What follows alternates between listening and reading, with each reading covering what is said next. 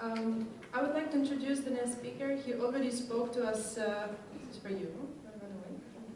He already spoke to us today. And he will speak about a different topic, which is, I believe, very inspirational, and it's entrepreneurship and comfort zones. And I would like to invite BEL.BIZ to do his talk.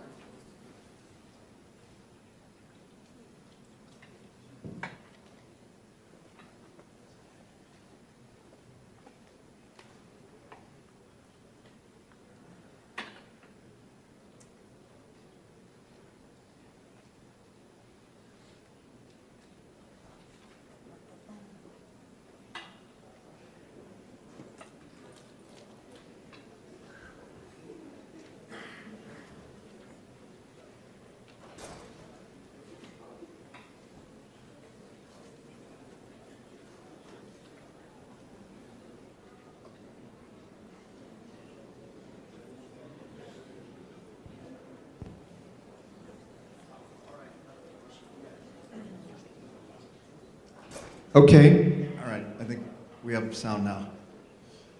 All right, well, this next talk has to do with some of the research that we're doing at IE Business School around the area of the entrepreneurial mindset.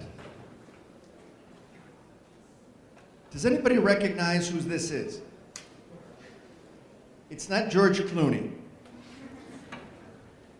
This is a very famous American surfer. His name is Garrett McNamara.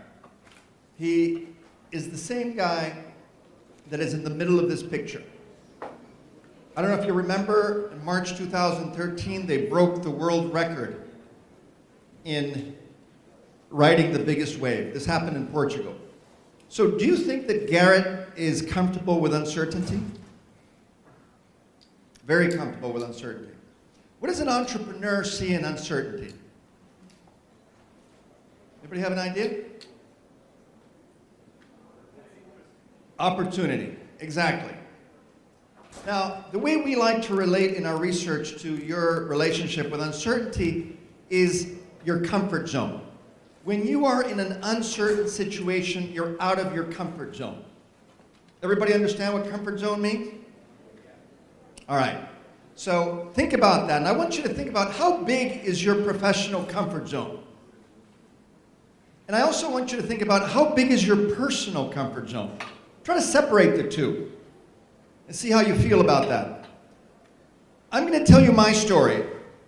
I'm, as you know, a professor at IE Business School, but I wasn't always a professor. This is me in 1968.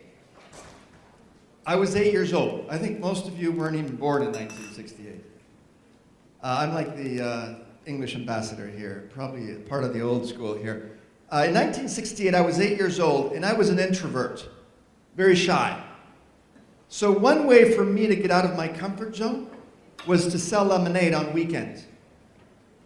And this is what I did. It allowed me to meet people, young kids. My sister was totally different. She was actually out there playing with kids all the time. Between the ages of 13 and 16, I was a paper boy. That's pretty common in the United States. I was raised in Los Angeles, California, and between the ages of 13 and 16, I delivered the Los Angeles Times. It was also a way for me to become a little bit of an entrepreneur, get out of my comfort zone. Now, this is not me, okay? But back in those days, in 1978, it was cool to have long hair. You don't find a lot of guys with long hair anymore. I had long hair, I had glasses, and I had a mustache. Now, look at my curriculum, okay? Bachelor's in mathematics. Any bachelors in mathematics here? No, maybe a few. Master's work in computer science. I received the US Kodak Award for excellence in computer science. Now, in those days, this was a good award. Now it seems like a loser award, right? Kodak? Well, this was a big award back then. And I got my first job as a programmer at Oracle. Programmer. So what do you think? What does this curriculum describe? I was a nerd. But I was a proud nerd. I mean, they don't come more nerdy than this. Look at that background. I was a complete geek in those days.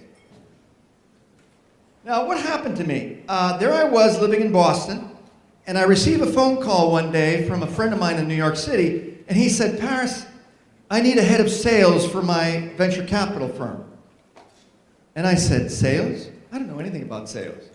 I said, I know you're a geek, you're a bit of a nerd, but you know what? I trust you. So if you let me, I will train you for 6 months to become my head of sales. Well, you know, everybody said to me I was crazy. I mean, with that career, with that education, why would I leave everything, move to New York City, and learn sales? But part of me said, if I stay in that profile, do you think I'm going to get rich? Do you think I'm going to make a lot of money? No. You have to be like Steve Jobs or, you know, Bill Gates or one of these guys to make money in that profile. So I said, I need to find a way to be less of a nerd. I need to learn business. And sure enough, I resigned from Oracle and I went from my job in computers and I went to work in New York City, and I started the training program. Now, this training program was quite difficult, because it involved telemarketing and face-to-face selling. Now, we talked about me as a professional, but what was I like as a person? Well, this was my first girlfriend. Again, this is not a picture of me in those days, and not a picture of her. But at 17, I had my first girlfriend in Los Angeles. I was in the football team, and we went out for 6 months. And after 6 months, she said to me, Paris, we need to talk. And I said, what's the problem? She says, well, that's the problem. There's no problem.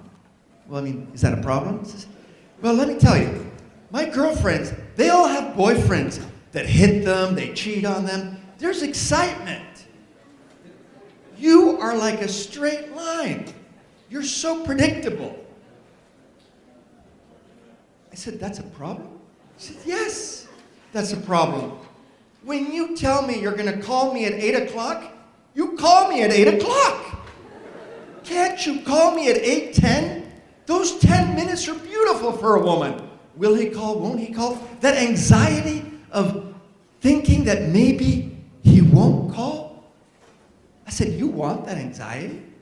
She said, yes. It's the passion of life. You're a nerd, Paris. You're so predictable. I've had it. It's over. She left me because I was too much of a nerd.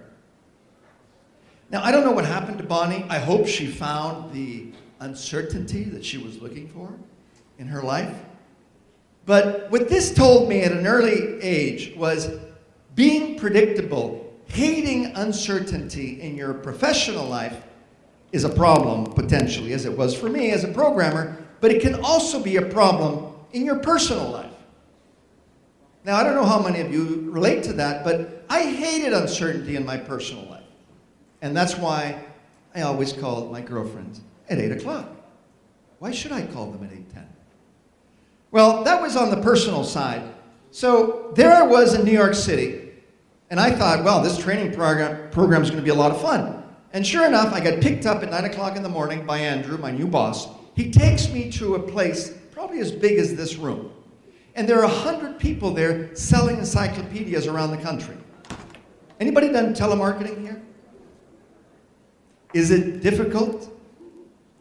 Do you think it's difficult for a nerd to sell on the telephone? What do people do when nerds call them? They hang up the phone. So there I was, I entered this place, and my boss says to me, Paris, I'm going to come here once a week because there's a board here for how many people sold the most encyclopedias that week, and I expect to see your name there. I was in a panic. So I'm sitting there next to this kid called Dennis, dropout from high school, and I listen to him. He picks up the phone. Hello, Sally. My name is Dennis. Have I got a discount for you today? We are running a special on... And I was listening to this bullshit talk and saying, I will never be able to speak this way. This is crazy. Well, let me tell you, a week went by. I didn't sell anything. So Andrew arrived, little guy, my boss, who was paying for this company to train me, he looks at the board to look for my name, doesn't see my name there, looks around, doesn't even look at me, and leaves. And everybody starts to laugh. I was laughing too. It was funny. The second week, the same thing. I didn't sell anything. So he leaves after looking at the board. The third week, I said to myself, I'm not a loser. So I'm going to pay this idiot, Dennis, to teach me the bullshit talk. So I said, Dennis, teach me this, Sally, all this stuff about sales. And he said, okay. So at night, I was learning. And there it was, week number 5. I was on the phone to this lady in Cincinnati, talking to her, trying to convince her to buy the encyclopedia. And then she says, I'll take it. I go, really? And the whole room was like quiet. Is he going to sell it? And I did. Oh, it was an amazing feeling. Andrew came that week. He didn't see my name on the board, but I didn't care because I had sold one. I knew I was going to make it. Let me tell you, week number 10, 3 months into this thing, almost, I was number 7 on the list. And I'll never forget that day. Andrew walks in, sees my name on the board, looks for me, smiles, and goes like this. And I started to cry because I thought, I'm changing as a professional. I can now sell this stuff. Well, I survived the telemarketing, but then, I was feeling pretty good. I was like, wow, I can sell on the phone. Yeah, this is good. And Andrew looked at me and said, Paris, relax, because now you got to sell face-to-face. So, I thought this was going to be easy. Well, let me tell you, this was the most difficult moment almost of my life.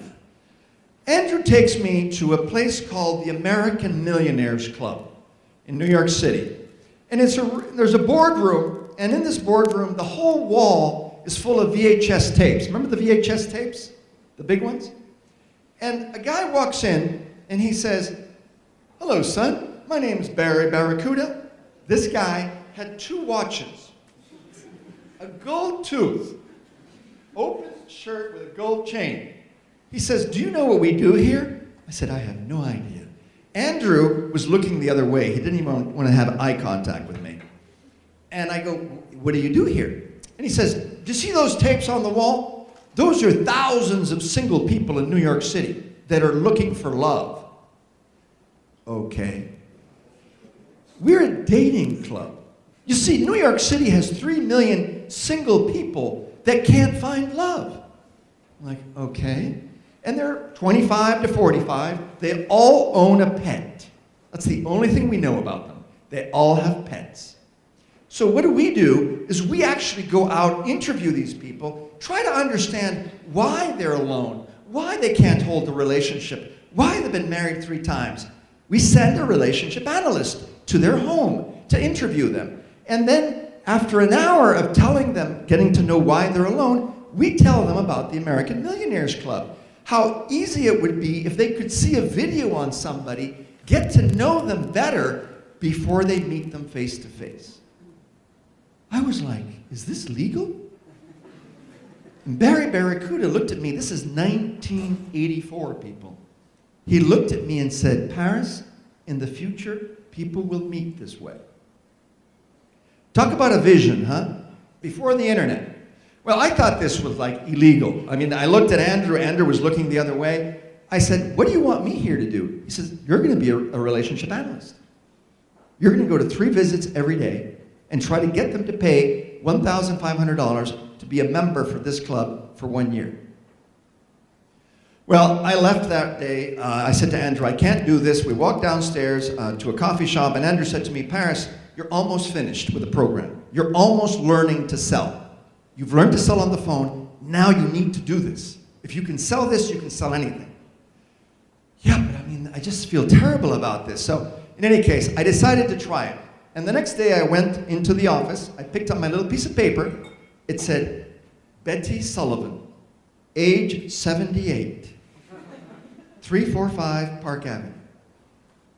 Oh my God.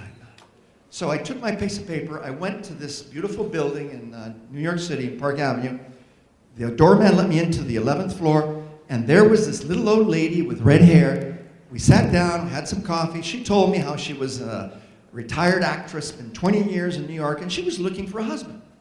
So after an hour of getting to know each other, she says to me, "So, Paris, what are you here to sell me?" I'm like, "Betty, I can't do this." "Do what, Paris?" "I can't sell you this club." So I said goodbye to her, I left, and I went back to the office, and I saw Barry there, and I said, "Barry, I can't do this." He said, "What's wrong, Paris?" I said, "Well, because I can't, sell this thing. It's not legal. This is like a scam." He said, "Paris, let me see that file. Betty Sullivan, age 78. Do you know how many videotapes I have of 80-year-old men up there? Probably 100.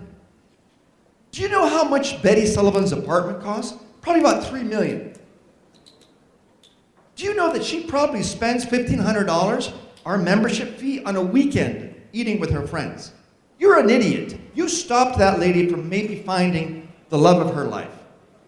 Well, let me tell you, I decided to quit, come back 3 times this program. But finally I stayed.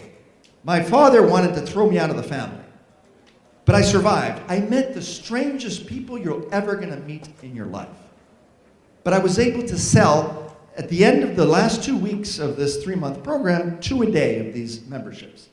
And at the end of those months, I get a check from Barry for $22,000, and I join Andrew's company. I became the head of sales of his venture capital fund. I did this for 6 months. I could sell anything. I was the best salesperson on the floor, and New York City is not an easy place to sell. I had changed.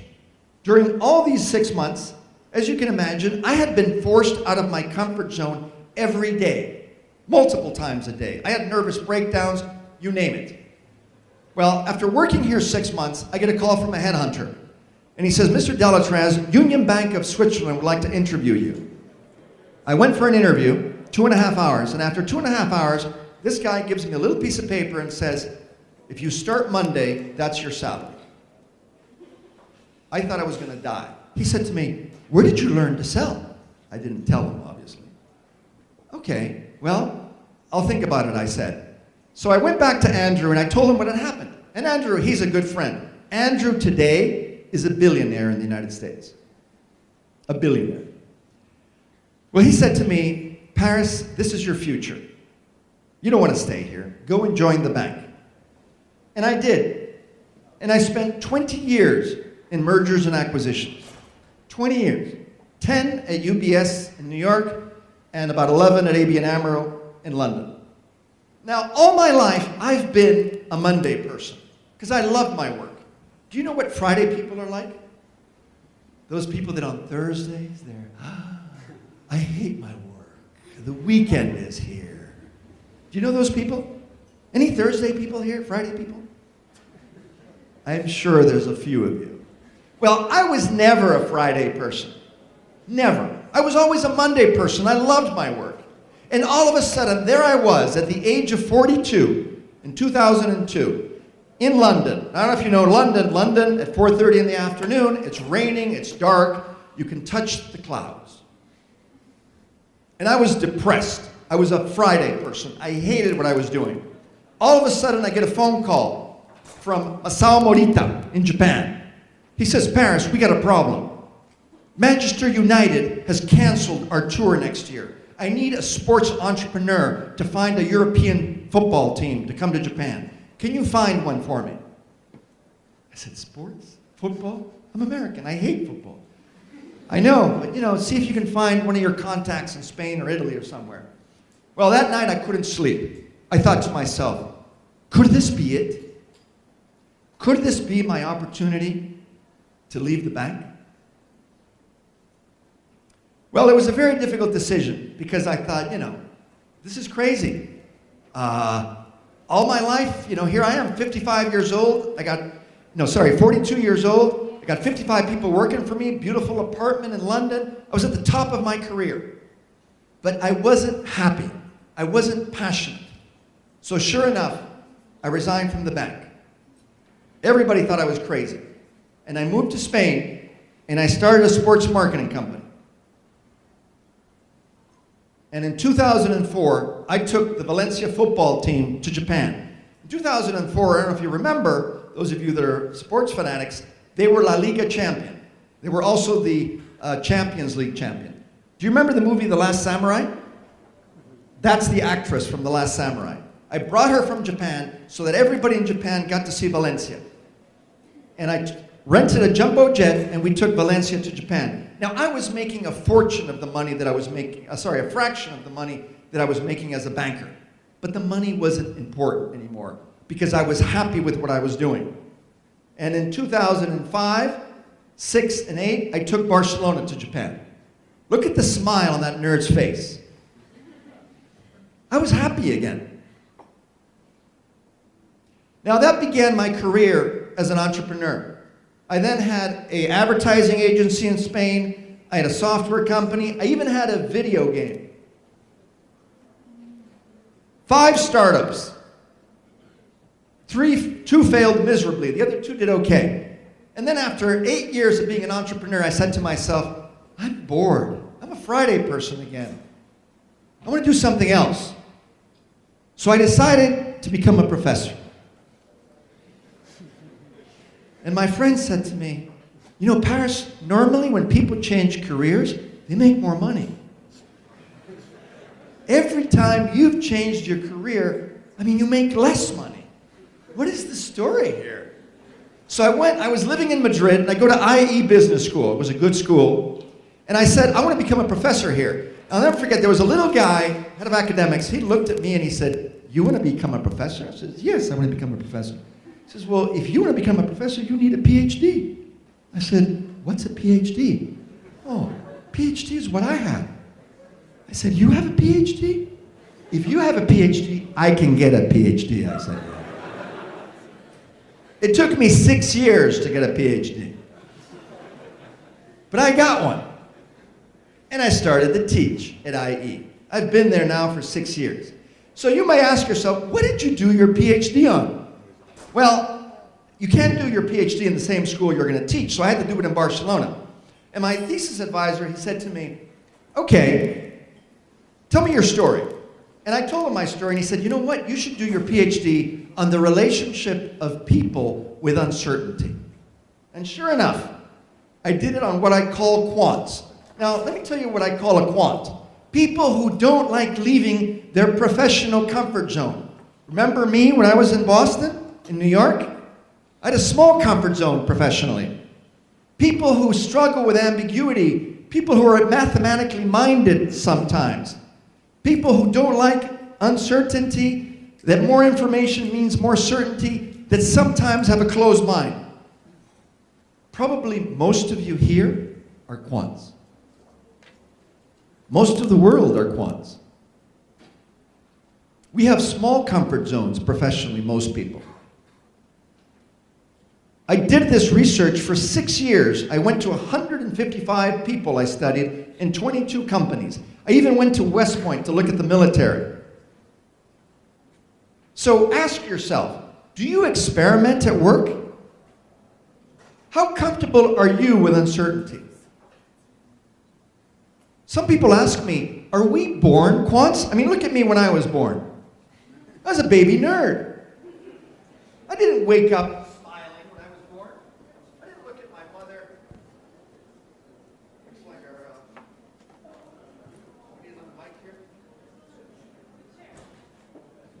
Okay.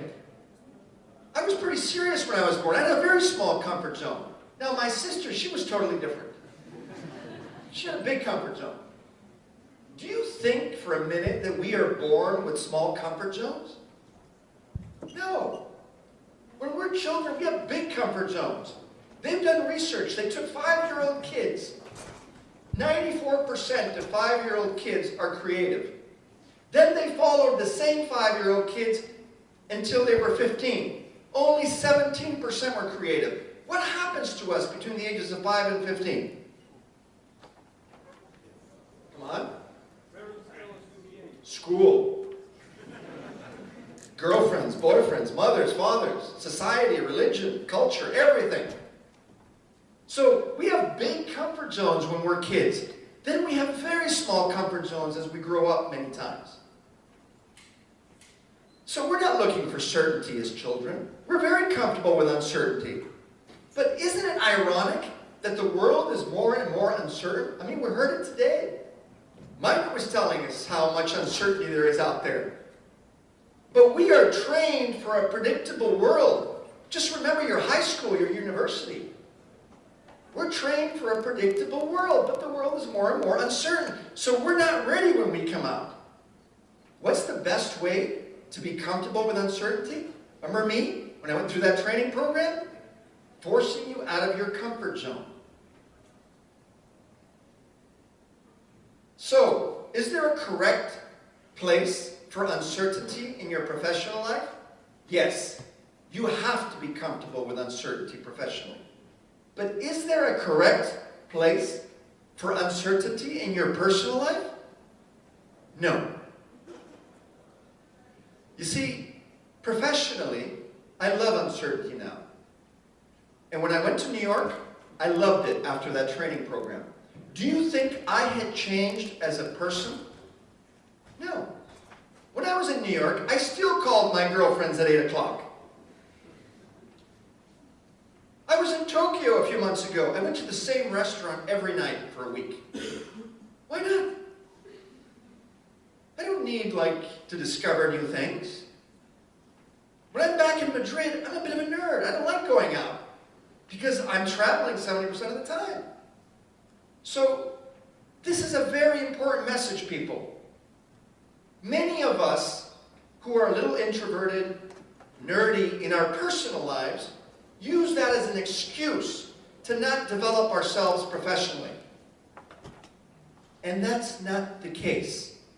And this is what this research has done. And now let me get you into the main part of the research. We're now 3 professors, one from UC Berkeley in the United States, and 2 from in Spain. Myself at IE Business School, who started the research, and a doctor from Madrid. This is our scale. I want you to look at this scale for a minute. You see, when I was in Boston, I was a P1, W1. The P is your personal life. I was a complete nerd in my personal life. I always said no. I was a nerd in my professional life. I was a W1. I was a programmer. Then I went to New York. I became a P1, W4. I loved uncertainty in my professional life. Steve Jobs. Where do you think Steve Jobs was on this scale? P1 what? W4. Steve Jobs was brilliant at inspiring us. Tremendous emotional intelligence professionally. How much emotional intelligence at home? 0. Many of us don't have emotional intelligence at home or at work, but we can learn emotional intelligence at work. Sure, you can learn it at home as well, but it could take years because you have to change as a person. I teach at big companies around the world, and I teach 55-year-old executives who have 0 emotional intelligence. And their biggest complaint is, I want to inspire my workers. I can teach you that, but I can't teach you to go home at night and inspire your partner. That's a much more difficult problem. I gave this talk at Stanford a few years ago, and there was a guy there, very well known, and some professor there said, Paris, you've got this all wrong. You need to change as a person in order to change professionally. I said, really? So I looked at this guy in the front that was known by everybody, and I said, Tom, if I put you in a room with 50 people, can you sell them any product? And he said, yes, I can sell them any product.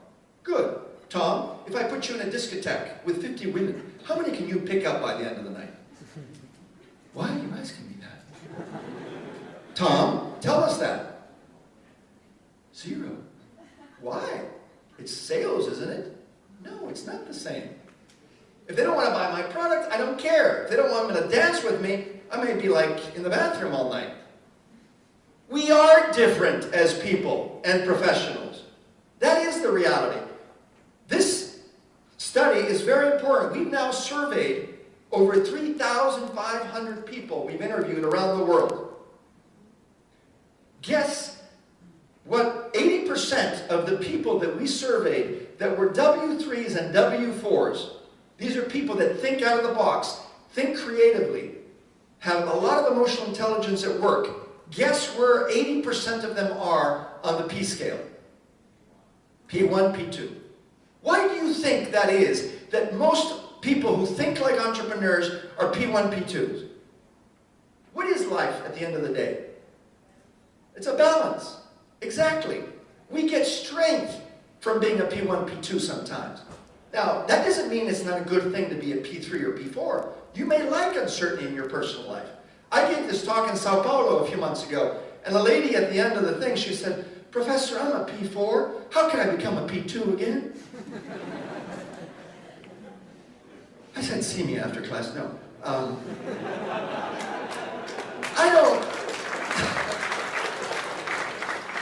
I don't know if it's possible. This is early days in our research, but I have a feeling that if you're a P4 and you don't fear anything about uncertainty in your personal life, you could reach a point in your life where you're married, you have 3 kids. You're a P4, but you want to live the life of a P2 now. Your comfort zone is enormous as a person, but now you want to live in a small comfort zone because you have 3 children, a wife, or a husband, whatever. So, it's very early days for us in terms of where this research is going, but think about this chart, please. Where are you on this chart? You see, in this part of the world, I teach a lot in Asia and in the Middle East. And in Asia and the Middle East, the economies are growing tremendously. But most people are P1, P2s. So what's important about this research is you can have a Silicon Valley mentality without the Hollywood person to go with it. I was in Tunisia a few months ago. And this lady came up to me. There was 400 people, like here. Half the room was women, half were men. Half the women were covered. They were conservative Muslims. And this lady, she was totally covered, only her eyes. She raised her hand and she said to me, "Professor, thank you." And I said, "Why?" "Because I'm 35 years old. I'm an entrepreneur. I have 22 people working for me. All my life, everybody has told me I need to change who I am as a person.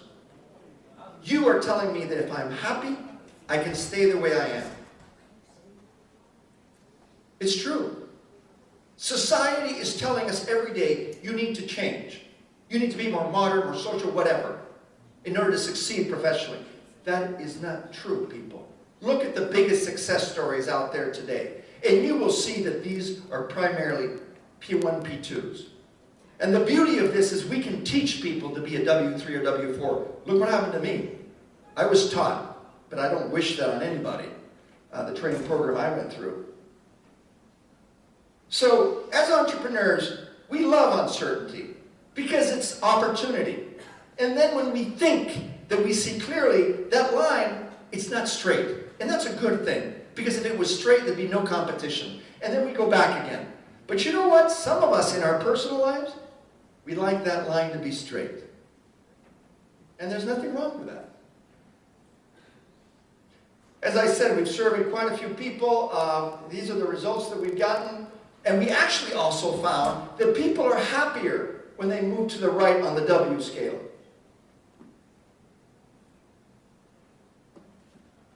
Especially people that go to IE, because IE takes you out of your comfort zone every day. So to summarize this, the findings. Some of the biggest findings here are 2. Number 1, you don't need to use your personality, your character as an excuse. You can stay who you are, and you can learn professional confidence, even if you're really insecure as a person. I mean, this happened to me in Tokyo a few weeks ago. Look at these guys. They came up to me at the end of the talk and they said, "Professor, we are quants." Look at the guy on the left over there. I mean, he's a P0.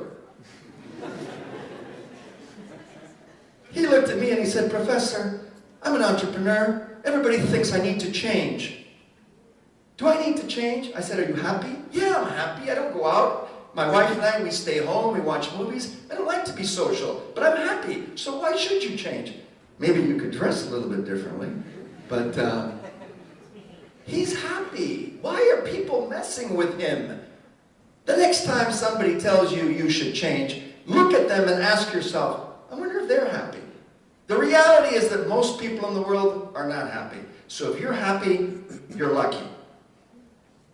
So, where do you want to be? Ask yourself. We're coming out with a book this fall called the Comfort Zone book. We're coming out with an app. Our goal is to reach out to over 1 million people over the next couple of years and understand where people are with their comfort zone. Because we think this is something that's necessary today.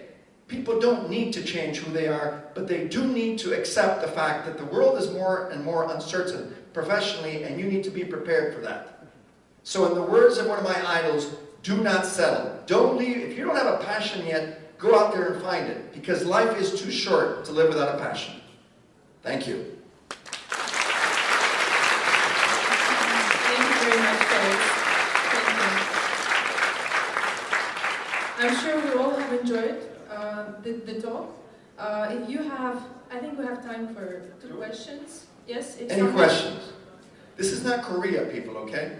In Korea, nobody asks questions. This is Minsk, you know? Open minds, P4s. How many P4s do we have out there? P1s? Yes, the test is online, so we'll let you know where it is. Come on, how about some questions here? Overwhelmed, no? Overwhelmed? Yes. Maybe questions, your position at P. I'm a P2, W4. I've moved a little bit to the right on the P. I'm not as nerdy as I used to be, but I still say more no than yes in my personal life. Yes?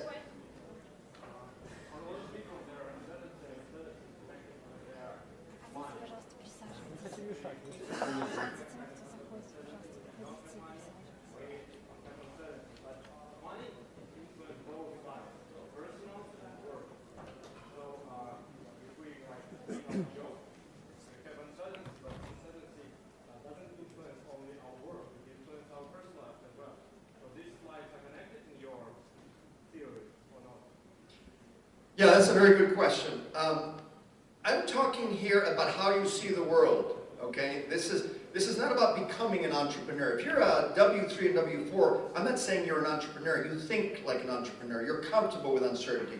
Now, you're right that money has a big effect on how you deal with uncertainty in terms of that fear. But our research is telling us that they're not connected. Because at the end of the day, you know, money is important. But a lot of the people that have succeeded in this world today, a lot of these people that we've heard about that started in garages and all those things, they took a lot of risk. And they didn't have money. But they were comfortable with that. So I think money is important, but it's not the driver of whether you have, you know, your relationship with uncertainty. Yes?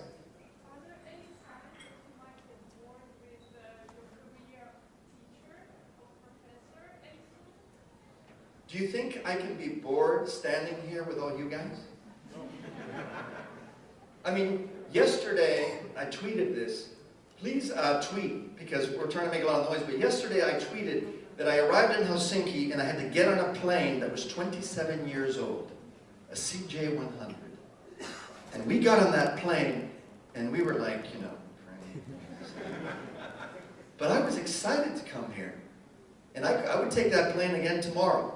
No, there are no signs of me getting bored, because nothing is more gratifying than inspiring people. And I hope that if you guys take anything from this talk today, it's that, you know, be proud of who you are as a person. Don't let anybody try to change you. But please, try to become more comfortable with uncertainty. And it's in events like this that you will become more comfortable with uncertainty, because you can make a difference whether as entrepreneurs or workers in big companies. Any last question? Yes? I have heard of another trend, and it says that nowadays the border between private and professional life becomes less obvious.